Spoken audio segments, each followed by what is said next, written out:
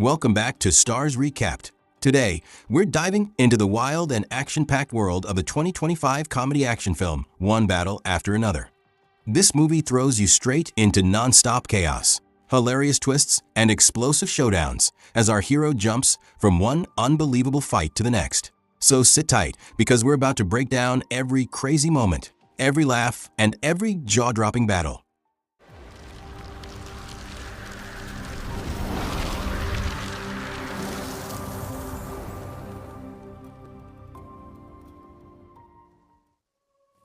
One scene at a time. High above an old highway bridge, Perfidia studies the detention compound below, where dozens of migrants are being held.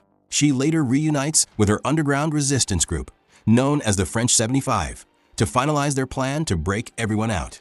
When night falls, the team quietly moves into position. One pair distracts the gate guard long enough to subdue him, while the others slice through the fence and slip inside. Within minutes, they restrain the soldiers stationed around the yard and begin searching the facility. Perfidia heads straight to the administrative building, where she corners Captain Stephen. She explains why her group is fighting for the people locked away in his custody. But Stephen seems far more interested in her appearance than her ideals. Realizing this, Perfidia embarrasses him by forcing him into a situation that undermines his authority before walking him back under guard. Outside, the rebels gather the migrants onto a truck. Once they're ready to leave, Pat signals the start of their escape by setting off fireworks nearby, creating chaos and misdirection. With the soldiers trapped behind the lock gate, the rebels vanish into the night. Stephen calls after Perfidia, promising their paths will cross again. Before retreating, Pat throws a smoke canister and condemns the soldiers for backing an oppressive regime. Then the rebels speed away, celebrating their success. That night marks the beginning of a relationship between Pat and Perfidia. He builds devices for missions, while she fearlessly confronts officials who support harmful policies. Over the following weeks, the French 75 launch attacks on government buildings, banks, and power stations, plunging the city into confusion. Stephen, frustrated and fascinated, tracks the incidents from afar, repeatedly catching glimpses of Perfidia, which only fuels his fixation, especially after he discovers she and Pat are together. Later, Perfidia and another member infiltrate a courthouse to plant more devices. While attempting to hide them, Stephen unexpectedly intercepts her. Instead of arresting her, he offers a compromise. He'll pretend he never saw her, on the condition that she meets him later at an address he provides. That evening, Perfidia reluctantly goes to the rundown motel he named. She doesn't trust him, but she knows appearing cooperative may keep her team safe. Their meeting is tense, layered with manipulation and hidden motives. As Perfidia plays along long enough to secure her exit and protect her mission, months pass, and Perfidia refuses to slow down. Even with her stomach showing the late stages of pregnancy, she insists on taking part in missions. Pat and her parents plead with her to think about the baby, but she pushes their concerns aside. Eventually, she gives birth, but the joy she expected never arrives. Instead, Perfidia sinks into a deep emotional fog and struggles to bond with her child. Pat tries to hold the small family together, begging her to stay, but her mind is still fixed on the revolution. One day, she leaves them both behind and returns to the underground movement. A short time later, Pat stops by a supermarket to buy supplies for the baby. There he runs into Captain Stephen, who pretends to strike up a casual conversation. Pat answers politely, unaware that Stephen is trying to dig for information. The moment Stephen makes an unsettling comment about his attraction to certain women, Pat realizes something is off. Meanwhile, the resistance stages a daytime raid on a bank, hoping to seize funds for their operations. When a guard confronts them, Perfidia fires first, and the alarm blares seconds later. The rebels scatter into their getaway cars, barreling through crowded streets and pushing aside vehicles in desperation. The chase ends abruptly when both escape cars crash, forcing them to continue on foot. Police units quickly surround Perfidia, and she is taken into custody. In detention, Stephen comes to see her. With a calm voice, he offers a deal: freedom, in exchange for the whereabouts of the remaining core members of the French 75. When Pat learns that Perfidia has been captured, he prepares to disappear with his child. A fellow rebel named Howard gives him a special signaling device that can detect others who carry the same model.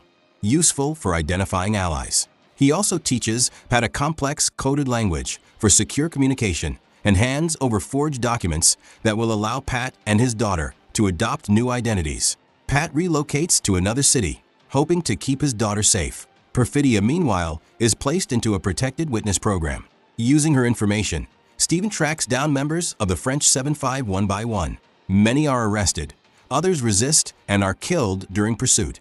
By the end of his campaign, the organization has collapsed completely, and Stephen is publicly praised for dismantling it. But when he goes to visit Perfidia to share the news, he finds her safe house empty. She's vanished. In reality, Perfidia has slipped across the border and is now hiding somewhere in Mexico, waiting for a chance to decide her next move. 16 years pass, and Pat's little girl is now a teenager living under the false identity Willa. In her free time, she trains in martial arts under a disciplined instructor named Sergio. Pat, on the other hand, lives with constant anxiety, always looking over his shoulder, always expecting danger. He spends too many hours numbing his nerves, though he still manages to show up at school meetings and tries to act like a normal parent. Far away, Stephen continues his work at migrant holding facilities. One afternoon, he receives an exclusive invitation he's been hoping for. He arrives at a hotel where a group calling themselves the Christmas Adventurers Club, a secret white supremacist society, gathers. Stephen has wanted entry for years. The members interrogate him with a series of personal questions, including whether he has ever dated someone outside his race. Stephen lies and says he hasn't. They promise to review his profile and inform him later if he's worthy of joining. Meanwhile, Howard, one of the few rebels still active, broadcasts coded messages over old radio frequencies, trying to keep the resistance alive. But his efforts catch up to him. A bounty hunter named Evandy captures him and drags him away in a car. Neighborhood kids witness the abduction and rush into Howard's home to use his radio gear. Together, they send out a cryptic distress call announcing he's been taken. Howard is brought to a restricted military compound where soldiers pressure him to cooperate by threatening his family. Under fear, he gives up the locations of other surviving rebels. This intel reaches Stephen, who disguises a planned raid as a standard operation and sends troops toward the town where Pat and Willa live. Back home, tensions rise. Pat and Willa argue after she accuses him of relying too heavily on substances and acting more like someone she has to supervise than a father. Before she leaves for the school dance, Pat insists she carry one of Howard's special tracking devices. His paranoia spikes again when Willa's classmate arrives to pick her up. Pat warns the boy to stay in line, clearly viewing everyone as a possible threat. Later that evening, Willa slips into the school restroom, where the device begins to buzz faintly. She turns around to find a girl named Deandra waiting for her. Deandra recites the secret code used by the old rebel network, proving she's an ally. She explains that an emergency alert has been triggered, Howard has been taken, and the danger is already spreading. The girls rush outside just in time to see police vehicles surrounding the school building. They sprint to Deandra's car and escape before they're spotted. During the frantic drive, Deandra asks what Willa knows about Stephen. Willa says her father told her that Stephen is the man responsible for her mother's death, and she's always believed her mother died fighting for something noble. Inside the school gym, the dance grinds to a halt as Stephen's soldiers storm in searching for Willa. They question the students one by one.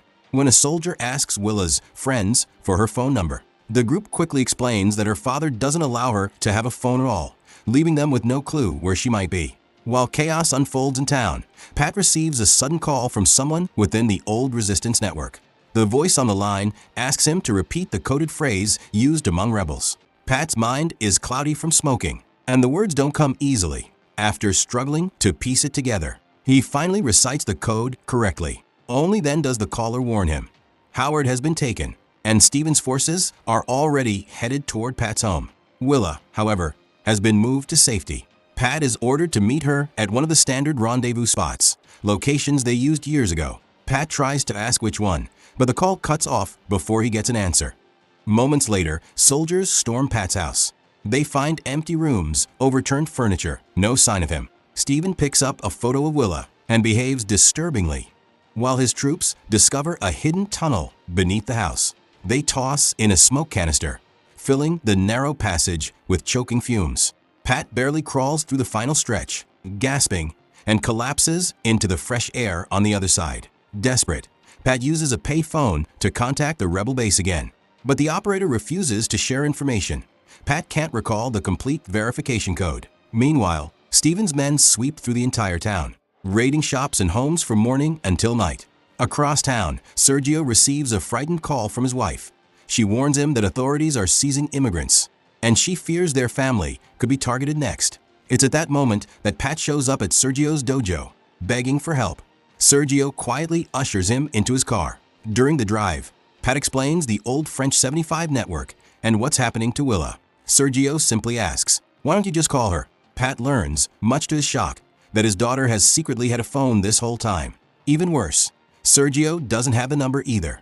Outside, the streets erupt in protests as locals push back against the sudden military presence. Someone hurls a flaming bottle, a fire ignites, and a police officer fires warning shots before soldiers march forward with shields raised. Sergio quickly speaks with a group of skaters nearby, urging them to warn all undocumented families to hide inside the local church, one of their usual safe spots. Then he takes Pat to his wife's shop. Above the store is a hidden room where immigrants often take refuge. Sergio sends everyone away before leading Pat into his own apartment to gather cash, weapons, and any supplies they might need.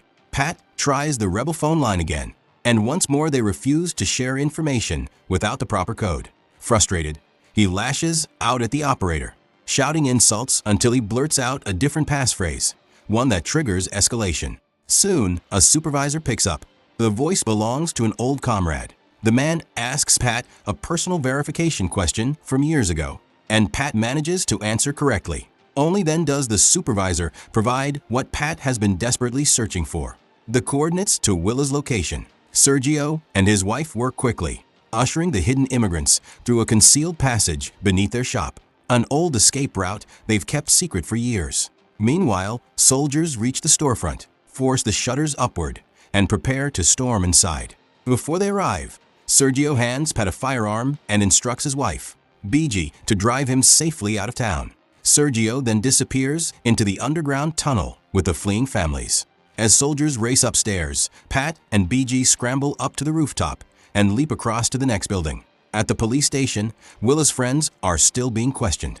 One officer threatens to arrest them, and under pressure, they reveal Willa's hidden phone number. When Willa's phone rings, Deandra becomes furious. Willa kept a secret phone this whole time. Deandra immediately throws it out the car window, smashing it. But the brief signal is enough for Steven's team to pinpoint the area.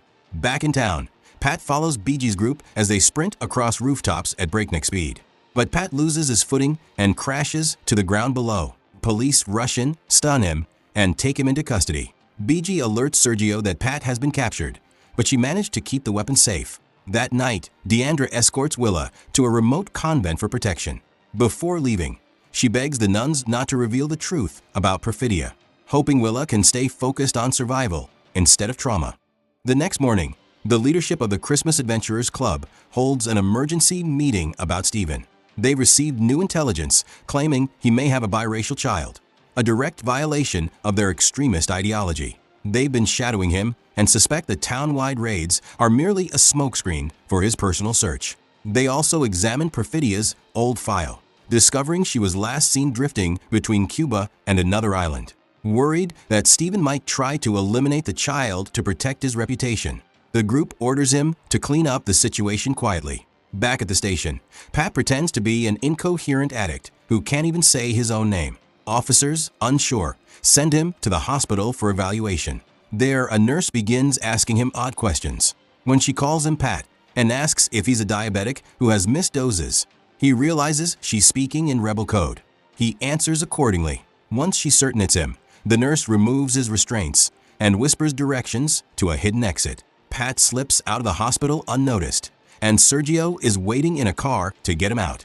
Steven continues his search by questioning a shopkeeper near the spot where Willa's phone last sent a signal. The man mentions seeing a car heading toward the hills late at night, right in the direction of an old convent hidden among the trees. Up at the convent, Willa spends her days learning hand-to-hand combat and practicing with weapons under the guidance of the sisters. But when she overhears the nuns whispering insults about her mother, she confronts Deandra for answers. With a heavy heart, Deandra finally admits the truth. Perfidia betrayed their cause long ago. Before she can say more, a strange sound echoes from outside.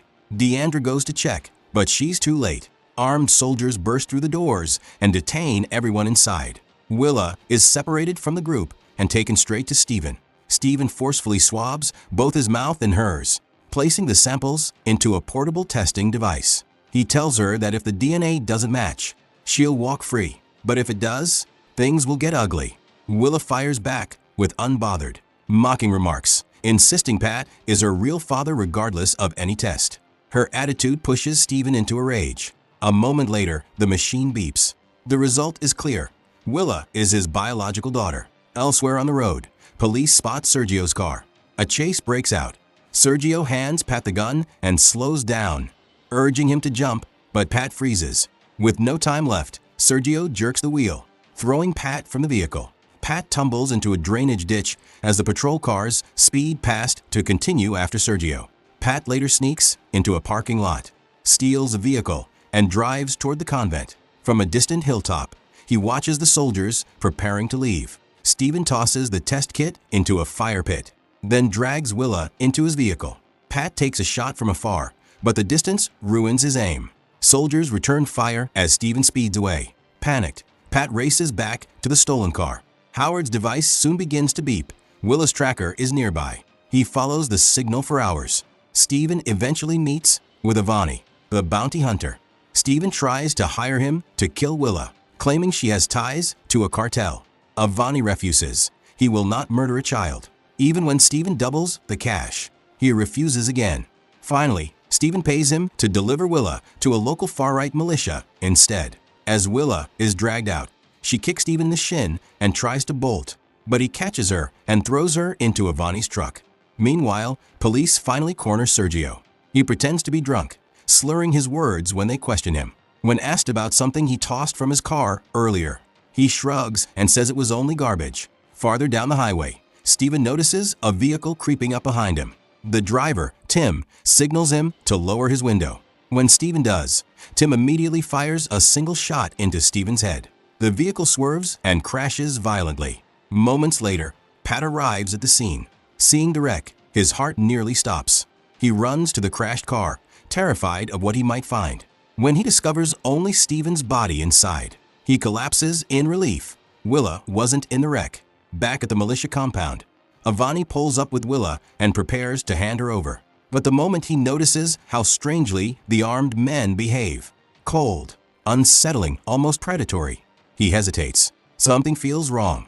Unable to ignore his instincts, he doubles back, unlocks Willa's cuffs, and tells her to run. Willa bolts, and behind her, Ivani opens fire on the guards, taking down everyone who tries to stop him.